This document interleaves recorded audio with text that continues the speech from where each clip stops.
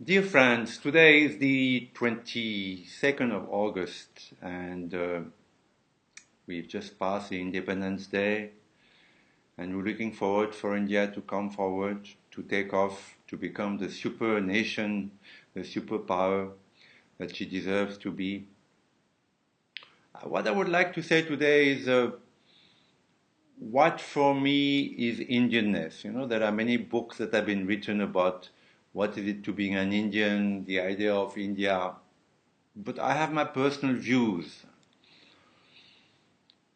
Today, India is not innovative.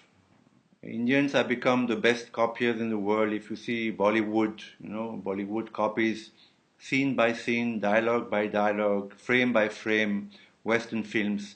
There is no innovation in India. Whereas in the ancient times, even till the Mughals, India was considered, a country where so many things were invented, from mathematics to chess and astrophysics. Indian astrophysicists were among the best in the world. The astronomers, the French, used to quote Indian astronomy up to the 18th century. So India was a country of innovation. Today, because of colonization, because of the invasions, because of so much trouble that has come to India, India has lost that imagination, that power of innovation. Why? If you see your schools today, your universities, what you're doing is that you produce clones. You only teach them Western values, Western literature, Western mathematics, Western heroes. And as a result, your students, however brilliant they are just copiers. And they're good for export. Most of them, including, the children of the BGP and the RSS even, go abroad to universities and eventually settle there, have children. These children become totally American or British or Canadian, and they're lost to India and they're lost to themselves. Now, what is Indianness? The first quality of Indianness is to know about your own culture.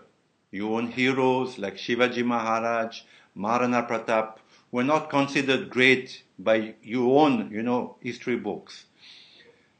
Your own poets, Kalidasa is probably one of the greatest poets ever in the world, on par with Homer, on par with Shakespeare. Even today, translated from the Sanskrit to English, you can see the power of Kalidasa. But is Kalidasa taught in Indian schools?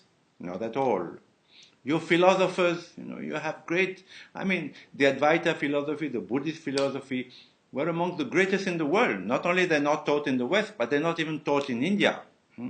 You have contemporary philosophers like Sri Aurobindo, whose books, The Foundations of Indian Culture, The Life Divine, The Synthesis of Yoga, are among the greatest in philosophy. And yet, Sri Aurobindo is not part of the curriculum. So, you are bringing up children, you're not aware of their roots, not aware of their history, the good and the bad, because they're not aware also that the greatest Holocaust ever, in the history of humanity, that of the Hindus. From the Hindu Kush till Mumbai, 2011, it has been estimated that, the number of Hindus killed is at least 100 million. It's a huge, huge number, more than the Jews, more than the Armenians, more than anybody. So, even the dark side of Indian history is not known by your children. As a result, your children, they're not Indian. They might have some love for Bollywood. They might, have a little bit of pride for cricket. But this is not Indianness. The first quality to be Indian is to know about your roots. As a Frenchman, I know about Napoleon, the great warrior. I know my great poets. I'm taught in school, from kindergarten onwards, were my great warriors. So I grew up proud to be a French. So Indians today are not proud to be Indian. Hence, they do badly in Olympics. The fact that Indians do so badly in Olympics is also because they lack nationalism. They lack roots. They lack the feeling of being proud to be Indian. So this is a great lacuna in Indian education. What is the second quality about Indianness? Is to know about your spirituality. Indian spirituality is probably the most ancient and the last alive in the world today.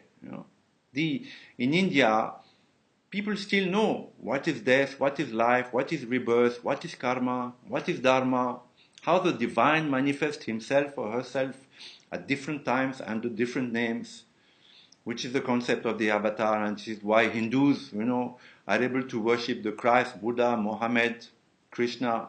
This is unique in the world. Who am I? That question has been lost. It used to be known in Egypt, in Greece, Mesopotamia.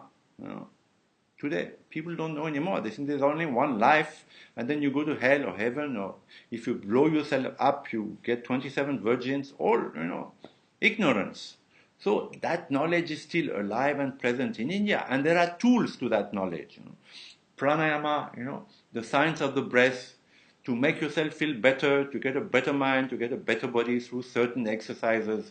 This is a very valuable tool which should be taught in school. From kindergarten onwards, there are simple pranayama that children can learn.